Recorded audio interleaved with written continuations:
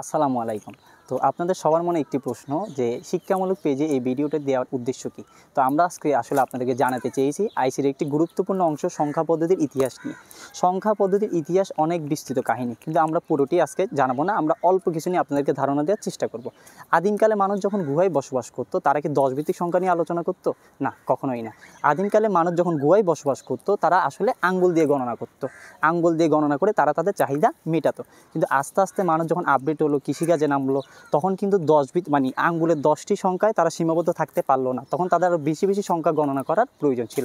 তখন তারা আস্তে আস্তে সংখ্যা পদ্ধতিটাকে আপডেট করলো। তারা আঙ্গুলের গণনার পরে আস্তে আস্তে রশি দিয়ে গিট বেঁধে গণনা করতো। তারপর তারা ট্যালি সংখ্যা দিয়ে গণনা করতো। তারপর তারা হাইরোগ্লিফিক্সের মাধ্যমে গণনা করতো। তো এইভাবেই আস্তে আস্তে মানুষ সংখ্যা পদ্ধতিটাকে আস্তে আস্তে আপডেট করলো। এখন বর্তমানে আমরা 10 ভিত্তিক সংখ্যা পদ্ধতি নিয়ে আলোচনা করি। তো আজকের এই ভিডিওর সাহায্যে আমরা সবগুলোই অংশ তুলে ধরার চেষ্টা করেছি। এরকম আরও মজাদার ভিডিও পেতে চোখ রাখুন আমাদের পেজে।